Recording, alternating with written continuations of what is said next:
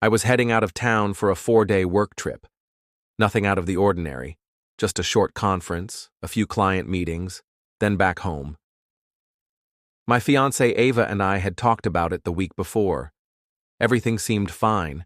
She even joked about having the whole place to herself for a few days, said she'd binge some shows I didn't like and probably order way too much takeout.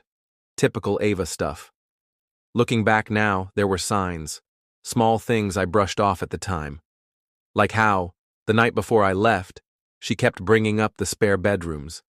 At first, it was casual. Something about reorganizing the guest room, clearing out the gym equipment. Later, she mentioned how nice it was to have extra space, just in case. I remember laughing, asking, just in case who? Royalty shows up? She didn't laugh, just gave me this tight smile and said, "You never know." I didn't think much of it then. Ava knows I'm protective of my space. I bought that house 2 years before we even met. She's been living there for almost a year now, but we'd always been clear. Boundaries matter, especially when it comes to her family. Her parents are the kind who push limits. Her dad once borrowed my power tools and left them in his trunk for 6 months. Her mom asked me to co-sign a car loan after I'd met her twice. And her brother, Leo? Don't even get me started. 24, unemployed, no plans to change that, and fully committed to the art of mooching. So yeah, I love Ava, but her family? Not so much. 2 days into the trip, she called. Her voice was oddly cheerful. Too cheerful. Ava's not fake, not normally. She told me her parents had come by for dinner since they happened to be in the area. That raised a red flag immediately. They live 2 hours away.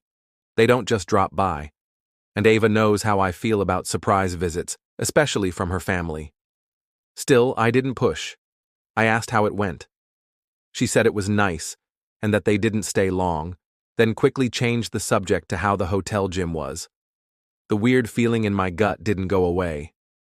The next day, I got a text from Karen, my next-door neighbor. She's retired, watches the neighborhood like a hawk. It said, "Hey, just checking in. Noticed a lot of cars at your place the last few days. Everything okay?" I froze. Cars? Plural? I texted her back. "How many?" Her reply, 3 or 4 parked out front now. Saw people unloading bags yesterday." "Bags?" I called Ava. She answered, sounding breathless, like she'd just run up the stairs. I asked, "Karen says there are a bunch of cars outside the house. What's going on?" She paused. Too long. "Oh, that's just Leo and his girlfriend. They're helping me clean out the garage." That made no sense. Leo doesn't help anyone with anything. If he was there, it wasn't for chores. Still, I let it go, for the moment, but I couldn't shake it. I cut my trip short and didn't tell Ava. Something felt wrong. I needed to see for myself. I got back late at night. As I pulled into the driveway, 2 unfamiliar cars were parked outside. Lights on, movement in the windows. I walked in, suitcase in hand, and what I saw made me stop cold. Her parents were on the couch, watching TV. Her dad had his feet up on my coffee table. Her mom was flipping through one of the magazines I keep in the guest bathroom. Leo was reclined in my favorite chair, drinking one of my beers. And near the hallway, luggage. Not one bag. Multiple suitcases, duffel bags, backpacks. Ava spotted me first. Her face went pale. "You're home early," she said. "What the hell is going on here?" She stammered, said something about unexpected construction at her parents' house.